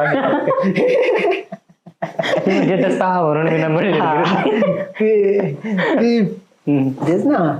ती आता जर प्रेम माझ्यावर करत नाही फोन मधला डिलीट का नंबर करत नाही. फोन मधला डिलीट का नंबर करत नाही आणि भेटली संधी तिची लवकर करा सोनी. बोलतो आपण करू नंतर करत नाही. एकदा गेली हातातून ती गेली. आणि हा शेर आहे की एक आहे मी गझल हृदयात जपलेली मैफिलीमध्ये जिला सादर करत. तुम्ही कितका विचाराने नाव तुम्ही असं ऑफलाईन मित्रांमध्ये विचारत सांगितले ऑन रेकॉर्ड मी सांगितलं तेच ना विषय नाही. तर तो एक शेर मला आता ते म्हणजे तो मी खास लिहिलाय की तुझ्यानंतर मला जी भेटली आहे ती तुझ्यापेक्षा खरोखर चांगली आहे. अरे वा चांगली गोष्ट आहे. तर ते आनंदात आणि तुझी काय असं त्यांच्याबद्दल कसं म्हणण्यापेक्षा जेवढं त्यांचा सहवास लाभला असं काय अशा आठवणी आपण सगळ्यात आधी आनंद काव्यधारामध्ये बॅक स्टेजला भेटलो बॅकस्टेजला जाऊन भेटलो होतो. तिकडे म्हटलं होतं की तुझा भाऊ मस्त लागलं होतं नाही का तेव्हा. आणि नंतर मग त्यांचा नंबर वगैरे सेव्ह केला होता ना. ते एकदा शीतलताईच्या कार्यक्रमाला गेलो होतो तिथं ते परीक्षक म्हणून होते तिथं ती सोलापूरला. ना तिचं ते कोणतं होतं ते तिचा तो एक जगनविस्तव आपलं कादंबरीचं तिथं ते परीक्षक होते. तिथं मी गाऊन सादर केली होती बर का गझल. ते मला उतरल्यावर तुला काय गरज होती करायची. त्यांनी मग त्यांच्या सुरात माझी गझल गायली होती ती असं. आणि नंतर त्यांचा नंबर वगैरे आहे बरेच फोनवरती पेक्षा म्हणणे आपल्या कार्यक्रमात वगैरे कार्यक्रमातच भेट झाली मोस्टली. मी त्यांचा नंबर बऱ्याच लोकांना दाखवला. माझ्याकडे आनंदरावचा नंबर आहे. चांगला प्रेमळ माणूस इथं तुझ्या गावावरून जाईल मी. आपण आपल्या मित्राला चिडवतो ना काही तुझ्या गावावरून जवा जवा जाईल. ठीक आहे बरं आपण मी त्याच गावातून सगळं त्याच गावातून जात काय त्यांचं माळ्यावर जात असं कदाचित काय सांग. तुझ्या गावावर मनच आहे मस्त ते आनंद. त्यांचं मला सगळ्यात आवडणार ते आहे की मध्ये मध्ये लिहायचं काऊन बंद केलं होतं. खरं तर त्याचं उत्तर मी तुला नंतर देईन. आता इथं मी सांगत नाही. पण मी आता पुन्हा लिहायला वगैरे सुरुवात केली. त्याचं क्रेडिट मी औरंगाबादच्या गझलकारा अंजली दीक्षित मॅडम यांना दिली. अरे वा. त्यांनी मला फोन करून जरा चांगल्या शब्दात सांगितलं. आपण दवाखान्यात चालू होतो तेव्हा त्यांनी फोन करून मला हो सावकाश जा पोचल्या म्हणून मग ते त्यांच्या क्रेडिट म्हणावं लागेल की मी पुन्हा लिहायला वगैरे लागलो. मी मग ते एक कार्यक्रम केला होता तिथे एक मतला तो शेर लिहिला होता गझलेसाठीच की बोललो नव्हतो पुन्हा येईन पण आलो. बोललो नव्हतो पुन्हा येईन पण आलो. बोललो नव्हतो पुन्हा येईन पण आलो. वाट होते ना बघत सगळेच जण आलो. मला बरेच मध्ये मध्ये मॅसेज यायचे का बरं कुठे रे काय वगैरे. आम्ही पण लय सांगितलं तुम्ही पण सांगायचं अरे जाय तू काबर कार्यक्रम करीत. तेच नाही इतक्या मोठ्या मोठ्या ठिकाणी गेला. किती आता जर असते एवढं 3-4 वर्ष चालू तर कदाचित आज काही वेगळंच असतं. पर जाऊ द्या जे होता आजचे केले होते ते आजचे केले नाही हो ना. जाऊ दे हमारे साथ नाही होता ना वैसा. जाऊ दे. पण तो मला पॉडकास्ट घेतला तेवढ्या गोष्टी तर तेच मला भारी वाटतं ते ऐकत. तेच ना की बोललो नव्हतो पुन्हा येईन पण आलो. वाट होते ना बघत सगळेच जण आलो. वाट होते ना बघत सगळेच जण आलो. आणि हात सुटल्यावर तिचा आयुष्य भरकटले. आता सुटल्यावर तिचा आयुष्य भरकटले, जुळवले मिसरे आणि गजलेला शरण आलो. जुळवले मिसरे म्हणजे शेवट तरी मान्य केलं का? शेवटी आपलं जे काय सर्व काही ते गझलच. गझल हात सुटल्यामुळे इकडे मिस्त्री जुळले. हा मग हा काही सुटल्यामुळे काहीतरी जुळला. बरोबर. ते एक जुळल्याचं वरूनच आठवलं एक मतला मला की वेळ गेल्यावर मजा उरणार नाही, आपली जुळली तरी जमणार नाही. वेळ गेल्यावर मजा उरणार नाही, आपली जुळली तरी जमणार नाही. बरोबर आहे ना. हा मला तेच विचारायचं आहे, जेव्हा गझल तू शिकला मग चांगला फेसबुक इंस्टाला असं चांगला ते झाला, त्याच्यानंतर तुला असं पोरी म्हणत असं सर मला गझल शिकवा, सर मला गझल शिकवा. अरे इतकं मेसेज यायचे ना की म्हणजे तेव्हा मी नवीनच असतो ना, मला इतके मेसेज यायचे की मला गझल शिकवायची, तुम्ही शिकवाल का? मी काय करायचो, मुलींचे मेसेज ठेवायचो आणि मुलांचे आले का ते महेश दादाकडे पाठवून द्यायचो. महेश दादाचा नंबर द्या, हा तुम्हाला शिकवलं. तुम्हाला लय बोलायचं यावर, ह्यो फक्त पोरी गझल शिकवतो. लय अजून ते मेसेज पडले, तेव्हा स्क्रीनशॉट वगैरे काढून. आता जर लय तुम्ही चांगलं लिहू द्या, तुमच्याकडे एवढा शब्द साठा आहे तर तो शब्द साठवण्यासाठी लय वाचावं लागतं. हा हे बिलकुल खरं आहे बरं. तर मग आता वाचायच्या आवडतं तुला, शाळा तर काय पाहिलं नाही तुला लय वाचत विचार. हा शाळेत नव्हतं वाचत मी, शाळेत यायच्या आधी म्हणजे मी 3री 4थीला जास्त वाचायला लागलो, कारण माझे आजोबा आहे ना, त्यांचा मी आवर्जून उल्लेख करेन वाचायच्या बाबतीत. माझे आजोबा खूप वाचायचे, म्हणजे ते त्या काळची 4थी शिकलेले होते. त्या काळची 4थी शिकलेले होते. आणि ते अगदी आपण भेळ खाल्ली का त्या खाऊचा कागद, तो पेपरही ते वाचायचे.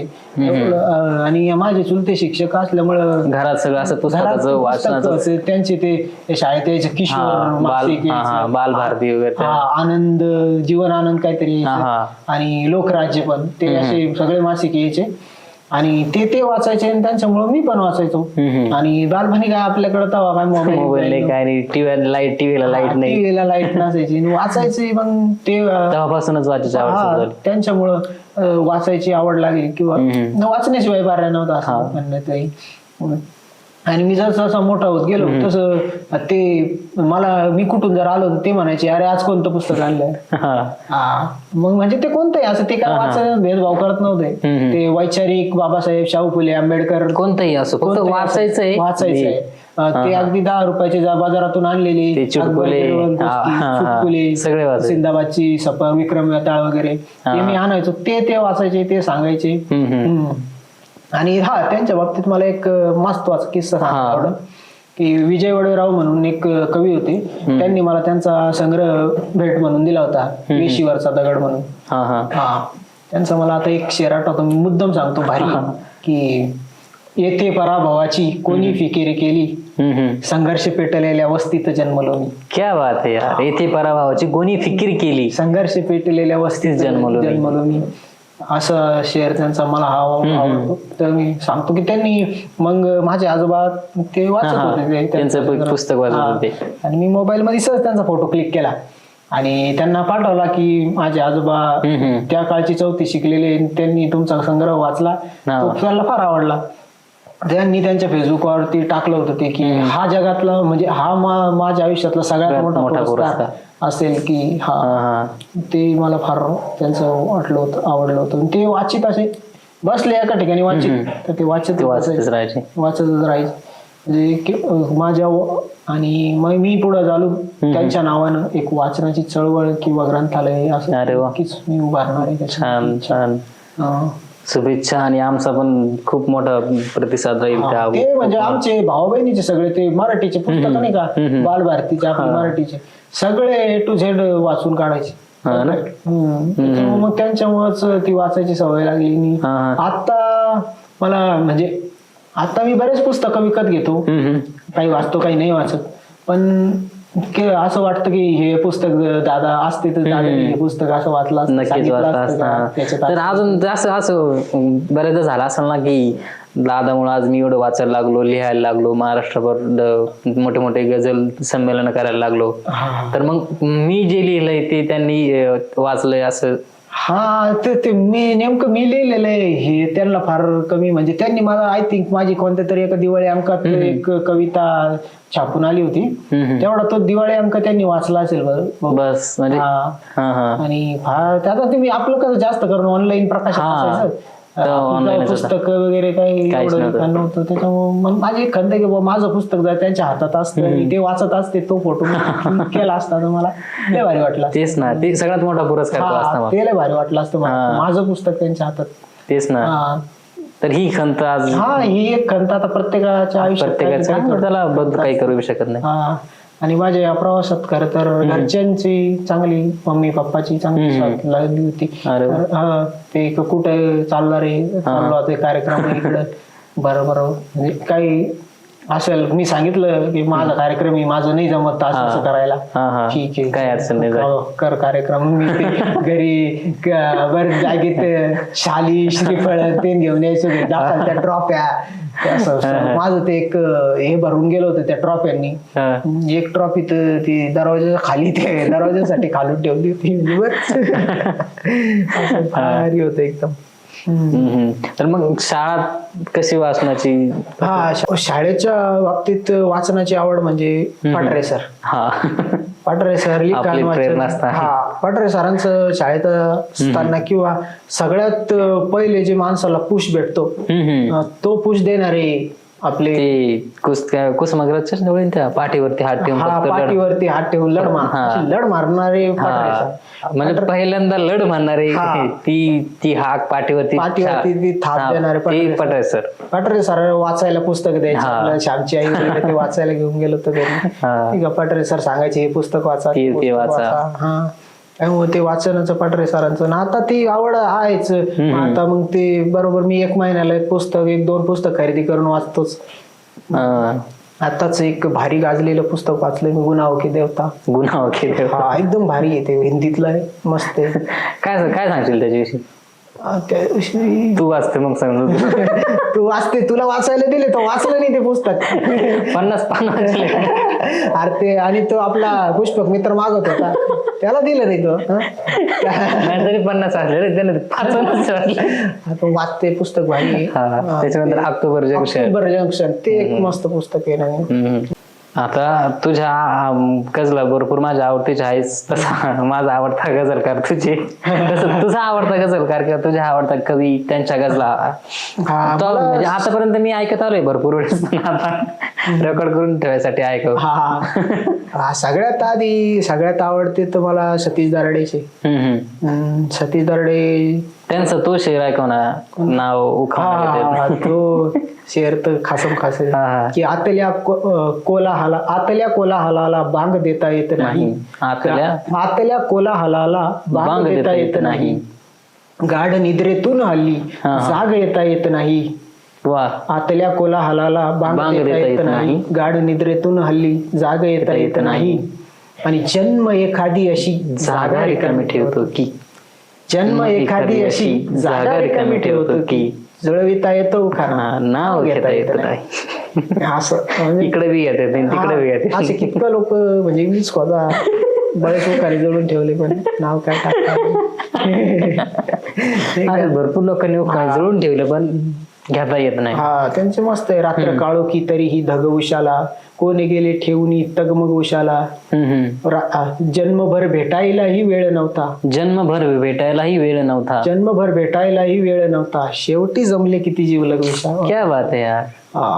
म्हणजे सतीश दराडे आता ते हयात नाहीयेत, त्यांचं मागच्याच वर्षी निधन झालं, पण ते एक गझलेच्या रूपानं, कवितेच्या रूपानं ते आहेत. त्यांचा तो शेर आठवतो ना की, आत्म्यास पंख फुटले गेला भ्रमण कराया, आत्म्यास पंख फुटले गेला भ्रमण कराया, कविते उभे राहा तू मागे स्मरण कराया. क्या बात आहे यार. कविते उभे राहा तू मागे स्मरण कराया, मातीतून उगवलो, मातीमध्ये मिसळलो, माझे मरून काही गेलेऊन फार वाया. क्या बात आहे यार. पण त्यांच्या जाण्यानं खरंच गझल क्षेत्रातलं लय मोठं नुकसान झालं म्हणता येईल. त्यांची मला मी तुला ते त्यांची माझ्या हॉस्टेलच्या रूम वरती एक शेर त्यांचा लिहून ठेवला होता मी गेली हॉस्टेल सोडून हॉस्टेल गेली बॅच यंदाची पुढे सोडून हॉस्टेल गेली बॅच यंदाची पुढे चारोळी भिंतीवर एक चारोळी कुणाची राहिली भिंतीवर कारण मी माझ्या काही शेर तिथं लिहून ठेवले होते आपल्या ते मी फोटो बी काढला होता त्याच्यासोबत तो फोटो अजून आहे माझ्याकडे, त्या पोळीवरून हात फिरवताना. तर तिथं मी माझा पहिला शेर पहिला शेर लिहिला होता का तो पहिला शेर मी त्या भिंतीवर लिहिला होता की म्हणजे असा मोटिवेशन देणारा तो शेर होता. घ्यायला वरती भरारी मी निघालो, घ्यायला वरती भरारी मी निघालो, दुःख मग मातीत माझी गाडली. क्या बात आहे. हे असं एक माझा पहिला शेर होता. तो शेर लय आवडतो मला. कोणता? धर्म आणि जाती नकोच होते आम्हाला. ती गझलच ऐकवतो मी. ती गझलच ऐकव. त्याआधी तो एक म्हणजे माझा पहिला शेर खरं तर एक दुसरा झाला असता याच्या आधी. तो तंत्रात बसला नव्हता आणि तो माझा मित्र पुरुषोत्तम चंदात्रेने मला तंत्रात गझलचा शेर म्हणून बसून दिला होता. तो शेर असा होता की माझी नजर तशी तर फिरली किती जणींवर, माझी नजर तशी तर फिरली किती जणींवर, पण भावलीनी भरली नजरेत तूच माझ्या. हा शेर माझा पहिला झाला असता पण तो तंत्रात नव्हता. मी तुला ते ऐकवतो. मिळणार ध्येय नक्की ही वाट चालली मिळणार ध्येय नक्की ही वाट चालल्याने, लागेल काय हाती अर्ध्यात थांबल्याने, लागेल काय हाती अर्ध्यात थांबल्याने, आणि त्या धर्म आणि जाती मजला नकोच होत्या, त्या धर्म आणि जाती मजला नकोच होत्या, केली विचारणा पण शाळेत दाखल्याने. आणि हा एक पालकांचा एक शेर म्हणावा लागेल की समजून घ्या मुलांना द्या प्रेम पालकांनो, समजून घ्या मुलांना द्या प्रेम पालकांनो, सुटणार का समस्या गालात मारल्याने, सुटणार का समस्या रागात मारल्याने. हा बुद्धाचा शेर होता. बुद्धाचा शेर. भाव प्रेम मैत्री शांती दया आणि करुणा, समभाव प्रेम मैत्री शांती दया आणि करुणा, इतके मला मिळाले मी बुद्ध शोधल्याने, इतके मला मिळाले मी बुद्ध शोधल्याने, आणि उपभोग एकट्याने घेऊ नये कधी, उपभोग एकट्याने घेऊ नये कधीही, उपभोग एकट्याने घेऊ नये कधीही, मिळतो पुन्हा पुन्हा तो आनंद वाटल्याने, मिळतो पुन्हा पुन्हा तो आनंद वाटल्याने, मिळतो पुन्हा पुन्हा तो आनंद वाटल्याने. आपला आनंद कॅमेरा मागून खुश झालाय. आपला आनंद आपल्याला वाटावं लागत. त्याचं नाव घेतलं, त्याला वाटलं माझं नाव घेतलं, लय भारी वाटलं.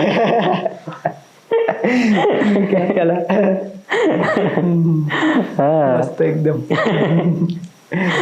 तर अशाच अजून तुझ्या आवडतीच्या गझला किंवा शेर सांग. माझं मी ऐकवतो. माझं एक दोन सुट्टे शेर ऐकवतो मी तुला. आता सुट्टे शेर. सुट्टे शेर आला ज्याला एक मातलं शेरवालं गेलं ग. आता सुट्टे शेर. लागलो रांगेमध्ये आपण सुखाच्या पण, लागलो रांगेमध्ये आपण सुखाच्या पण, आपला नंबर कदाचित शेवटी आहे. लागलो रागेमध्ये आपण सुखाच्या पण, आपला नंबर कदाचित शेवटी आहे. आपण यशाची पहिली पायरी नाही तर जिना चढतोय. आपण यशाची पहिली पायरी म्हणतात ना, ते यशाची पहिली आपण जिना चढतोय. तर लागलो रांगेमध्ये आपण सुखाच्या पण, आपला नंबर कदाचित शेवटी आहे, आणि अंत सापडणारही नाहीच दुःखाचा, अंत सापडणारही नाहीच दुःखाचा, दुःख माझे मारुतीची शेपटी आहे. क्या बात आहे. दुःख माझे मारुतीची शेपटी आहे.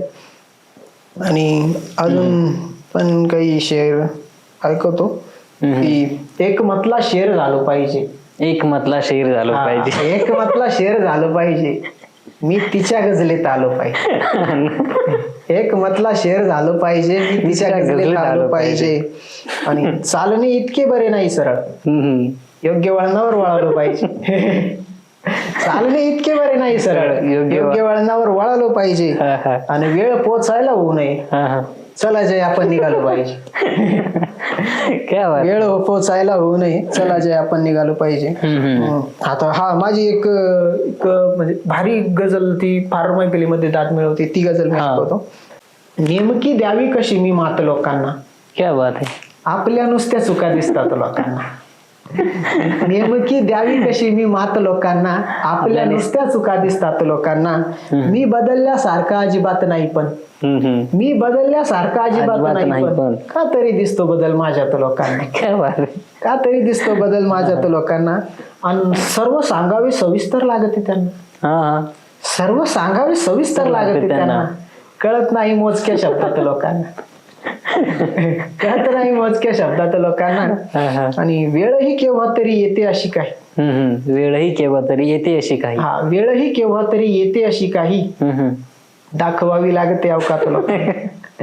वेळही केव्हा तरी येते अशी काही, दाखवावी लागते अवकात लोकांना. आणि ठेवली हृदयात जागा मी तयांसाठी, ठेवली हृदयात जागा मी तयांसाठी. जायचे असते तरी डोक्यात लोकांना, जायचे असते लोकांना.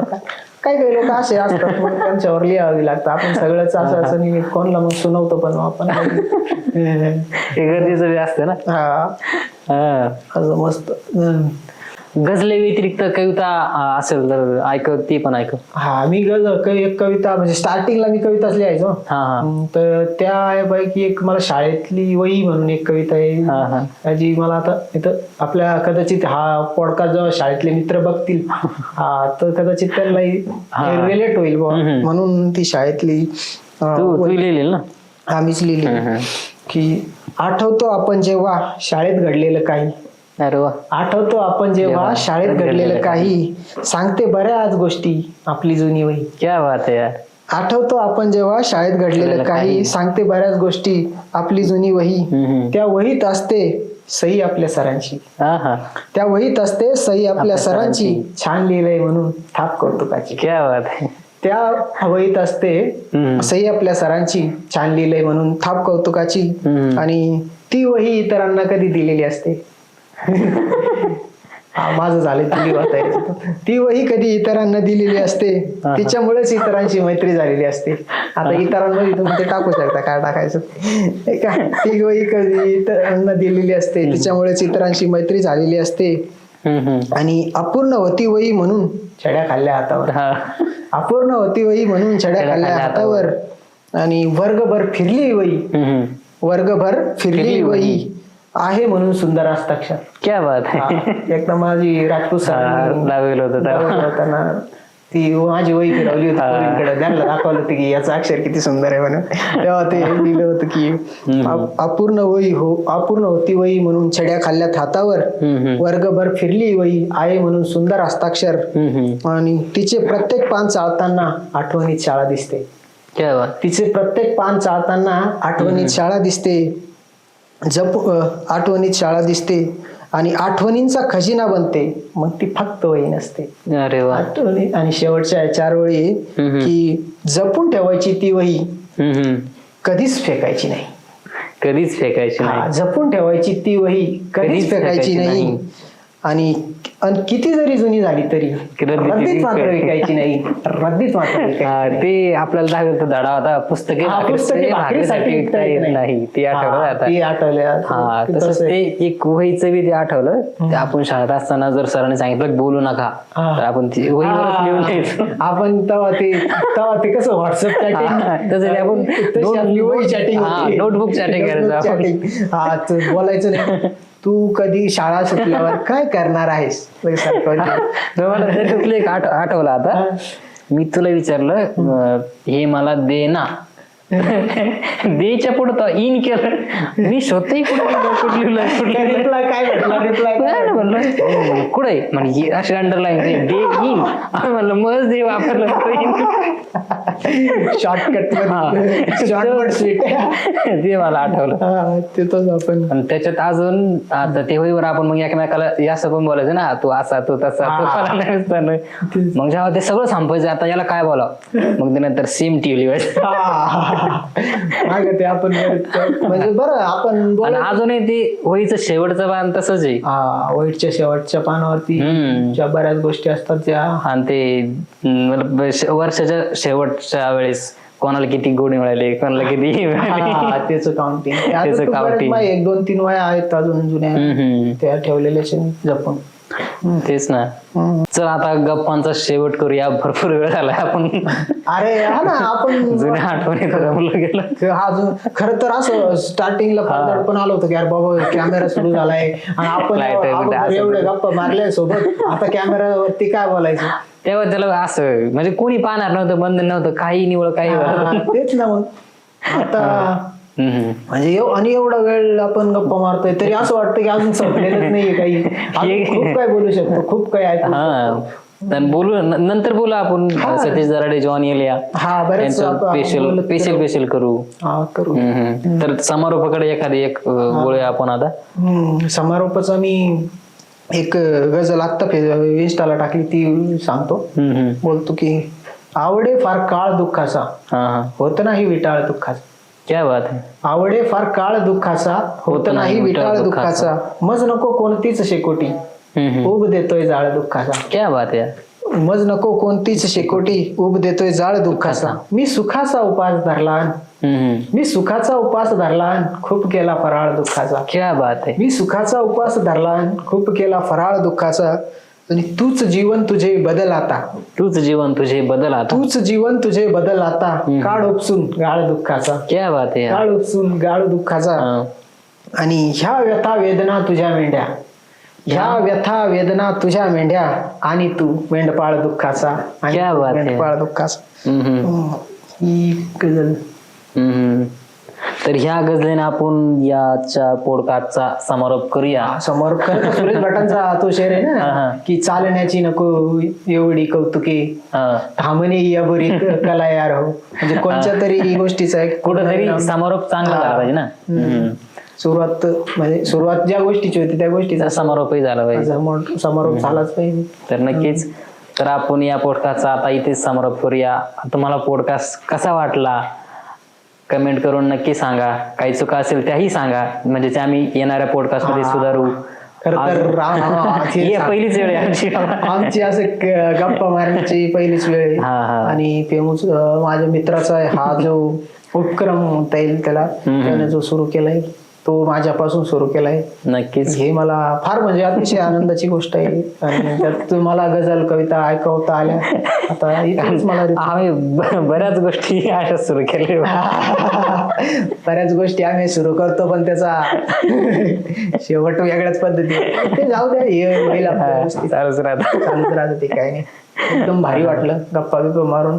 आणि कविते गझलच्या गप्पा या तर न संपणाऱ्या गप्पा. आमच्या तरी ऑन कॅमेरा आता याला बंधन आहे. हा वेळेचं बंधन आहे, वेळेचं बंधन आहे. ऑफ कॅमेरा 4-5 काय विषय चालतंय. एकदम भारी. Thank you very much. इथपर्यंत बघितल्याबद्दल आपले सर्वांचे धन्यवाद. जर तुम्हाला जर याच्यात काही सुधारणा वाटत असेल तर नक्कीच सांगा. आणि जर कोणी गेस्ट सजेस्ट करू इच्छित असाल तर नक्कीच करा. मी प्रयत्न करू त्यांचा देखील पॉडकास्ट घेण्याचा. तर धन्यवाद. बाय.